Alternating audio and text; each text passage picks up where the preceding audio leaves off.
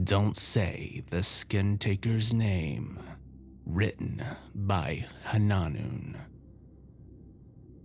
It's been a while since I've even thought about this story, but recent events have reminded me of it pretty sharply. I only heard it secondhand and a fair while ago, so I can't promise that all the details are exactly correct. I should say too that I was fairly skeptical the first time I heard this. I'm not superstitious by any means.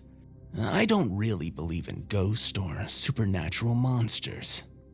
The friend who told me was the same, but even so, he made me swear up and down never to retell this. His grandfather did the same to him. This is the first time I've actually told it, and I'm only doing it now because it's online. There is one major change here from the story my friend told, and it's intentional. I'm not going to include the creature's proper name. It should be pretty clear why by the end, but I'm taking that to my grave. This story was told to my friend by his grandfather, and he told it to me around a fire when we were camping one time. Like I said, I laughed it off at the time, but recent events have definitely changed my mind on that. My friend's grandfather, who I'll call John for privacy reasons, was a civil engineer working in Australia. In 1950, he was working out in the bush with a local Aboriginal town, trying to somehow connect the town up with power and a telephone connection. The town was called Ngurun Walril, Wild Dog Creek, and John was the only white man there at the time. He was pretty well liked there and was treated as one of the locals by pretty much everyone. He spent most of his time fishing and hunting and waiting for the government to hook up the power lines. By his account, it was the happiest time of his life. One night, though, one of the local farmers lost a cow. Nothing particularly odd there. It wasn't called Wild Dog Creek for nothing. And wild dogs carried off animals now and then. Not usually full-grown cattle, sure, but it wasn't unheard of. The reason that the farmer even bothered reporting it was the strange way that he'd found it. The thing's skeleton was found on the edge of his field, and a set of tracks led to and then away from it. Not dog tracks, he said, but human tracks. And the tracks of a cripple to boot. How did he know that? John wanted to know. The man said the steps on one side were much longer than the other. Well, that got the town elders' attention, and they went out with him to have a look. John tagged along out of curiosity, but the tracks raised more questions than they answered. The farmer was right about the difference in length, but even the short side looked twice as long as an ordinary person's step. When the elders saw this, they grabbed John and the farmer and towed them both away. They ordered the farmer to forget about that field and those cattle. They said that they were now an offering. He would be given new fields and new animals, but he was never to go back there again. The farmer accepted without comment and was given new land on the other side of the town. A week later, though, another cow was found in the same way. This time, the elders forbade anyone from going near the site. The whole town got together and shifted all of the cattle to a place about an hour away from the town. By this point, John was confused as hell, and more than a little scared. He asked the elders, but they refused to explain. It was only from questioning a few drunk locals later on that he heard about the Skintakers. The Skintakers were, said the locals, evil creatures which roamed the forest at night. The huge, deformed creatures were born without a skin, and they had to make one, stitching it together from the hides of their victims.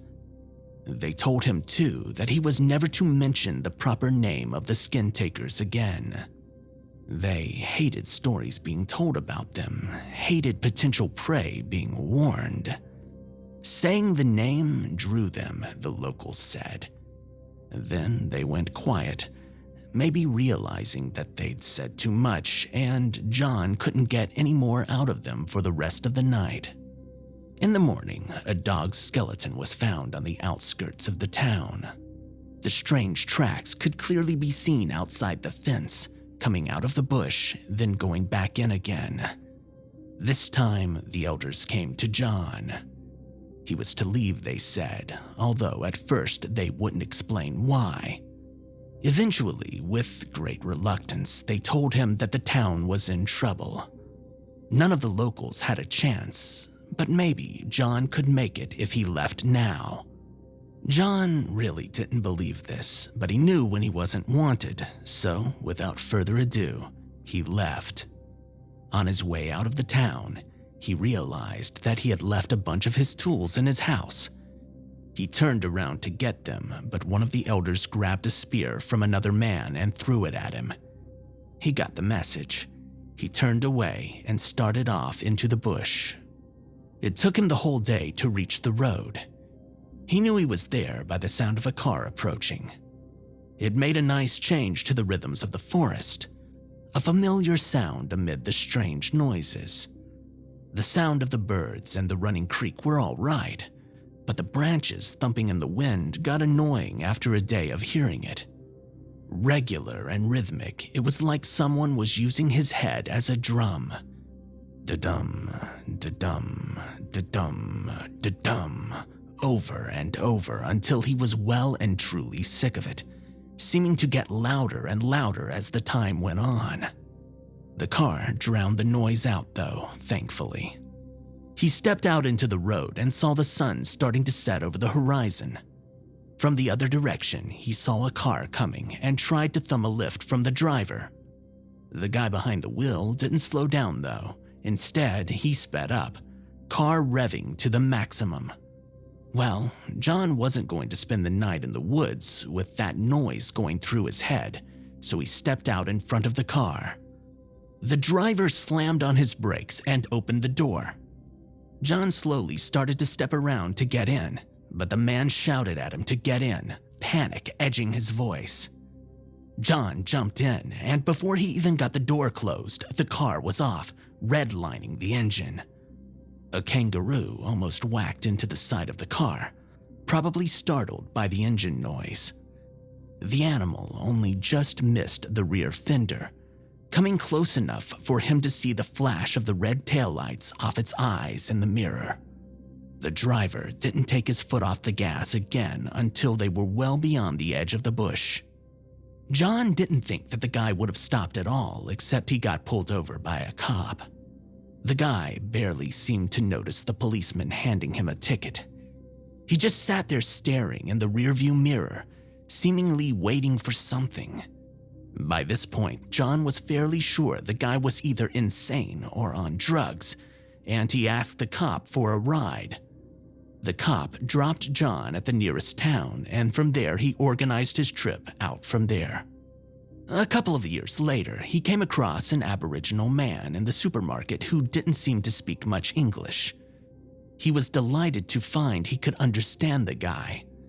He translated for him and then got to talking. It seemed that the man was from the town the cop had dropped John in. Hearing the name jogged his memory, and he told the man the story of his time in Wild Dog Creek. Although he left out the journey home, not quite sure that he hadn't dreamed of the insane car ride. The man gave him a funny look and asked him to repeat the name of the town that he had stayed in. Wild Dog Creek, he told him, and the man shook his head. Apparently, the town was gone. No one from there had been heard from in years. The two compared notes, and it seemed like the last message out of there was a couple of days before John's departure. The man asked John if he knew what had happened, and he said no. He wasn't about to go telling ghost stories to strangers in the supermarket. Later that night, though, John had a dream. In it, he heard a beat that he recognized after a moment as the sound of branches in the forest thumping in the wind. He stood over a field of mud and saw on the ground those strange tracks. Still, the beating went on. Da-dum, da-dum, da-dum. Short, then long, repeated over and over again. Like a drum, he thought. Or more perhaps, like steps. Great, uneven, inhuman steps. One short, one long. Steps taken, maybe, by a creature as big as a deer, with red, shining eyes.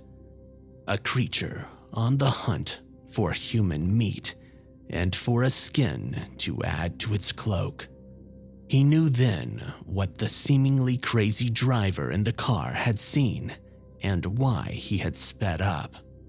If he had looked behind him, he too would have seen the red, glowing eyes coming for him at a run faster than any human could have managed. John said that he considered going back to the town for a while, but after that dream, he didn't bother. There would be nothing there to find. Wild Dog Creek was gone. By now, probably the last of their skins had fallen from the Skintaker's cloak. Not long after he told me the story, my friend reported that his grandfather had died. He had been out in his brick bush hut and had simply wandered off a track and disappeared, the police said. Maybe the Skintaker got him, my friend joked. And at the time, it was just a bit of black humor, taking us back to the good old days. A couple of days ago, though, I saw a familiar name in the obituary sections of the local newspaper. I rang up my friend's family to offer my condolences, and in the course of the conversation, I asked idly how he had died. Apparently, he had been out hunting and had walked off a trail and simply vanished. That set off alarm bells ringing in my head. A grandfather and a grandson, dead in almost exactly the same circumstances. That's on the outer edge of coincidence. Not only that, both of them were skilled woodsmen. I had seen both of them at separate times go into the bush with a gun and a compass and come out 2 weeks later, having gone straight through a totally unmarked forest. There is no way that both of them walked off the trail and disappeared. Not in a forest that they knew that well. I didn't say any of that to the family, of course, or to the police. The official story is that they're lost, and I'm happy for it to stay that way. I'm not even sure that it's wrong. If I had to guess, though, I'd say that the last thing that either of them heard was a strange, uneven thumping gait, and that if there'd been a good enough tracker near the spot, they would have seen a trail heading off into the bush. A trail of uneven, yet impossibly long steps bounding off into the trees. Somehow, my friend's joke when John died doesn't seem nearly so funny. Like I said, I'm never telling anyone else this. I don't really need my family and friends thinking that I've lost my mind. I just wanted to put it out somewhere, though. Maybe if someone turns up my name on a missing persons list, it won't be such a mystery. I've never said the name, but who knows? Maybe hearing it is enough. I hope not.